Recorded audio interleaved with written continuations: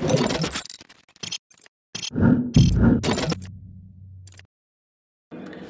Everyone. आज हम लोग समझने की कोशिश करते हैं सिडिशन क्या होता है। सिडिशन यानी देशद्रोह।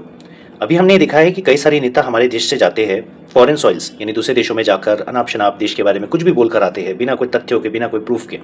अब लोग ये बोलते हैं कि भाई अगर ये चीज़ हम बोलते हैं देश में तो हम पे कानूनी कार्रवाई हो जाती है, नेताओं पे क्यों नहीं कानूनी कार्रवाई होती। पहली बात होती है कि supreme court protecting of free speech देता है आर्टिकल 19/1/A के तहत, जिसका ये लोग नेता मिसयूज करते हैं, भरपूर मिसयूज कर रहे हैं इस आर्टिकल का। इस आर्टिकल में अमेंडमेंट्स लाना बहुत जरूरी है। दूसरी बात ये होता है कि देशद्रोह जो है वो 124A के तहत रजिस्टर किया जाता है, जिसमें कि ये देखा जाता है कि किसी एक्ट ऑफ वायलेंस या डिसऑर्डर बनाने के लिए अगर कोई भी वक्तव्य दिया जाता है तो वो आपको एक देशद्रोह के मामले में फंसा सकता है। दूसरी चीज, एक लैंडमार्क वर्डिक्ट आया था, केस आया था जो 1962 में फर्स्ट टाइम देशद्रोह के तौर पे किया गया था।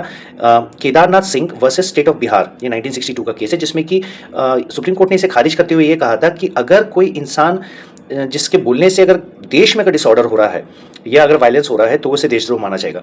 मेरे हिसाब से मेरा ये मानना है कि नेताओं पे ये एक्शन लेना चाहिए, क्योंकि नेता जो है वो अनाप शनाप बहुत ज़्यादा बोलते हैं और वो ये नहीं देखते कि जिस देश का वो पासपोर्ट कैरी करे, जिससे वो आए हैं, उसी देश के बारे में वो जो भी चीज़ उनके मुंह में आती है वो बकते हैं। चाहे वो पक्ष के दल हो या विपक्ष के दल हो, मेजॉरिटी की सरकार हो या माइनॉरिटी की सरकार हो या अपोजिशन हो, ये सब पे लागू होना चाहिए। अगर एक कॉमन सिटीजन के ऊपर ये चीज़ लागू होती है तो सेक्शन 124A स्ट्रिक्टली लागू होना चाहिए नेताओं के ऊपर भी, और आर्टिकल 19/1/A को अमेंडमेंट करना बहुत ज़रूरी है। इसी के कारण नेताओं पे सिडिशन यानी देशद्रोह का मामला अगर वो फॉरेन सॉइल में कुछ भी बोलकर आते हैं तो नहीं लगता है हिंदुस्तान में।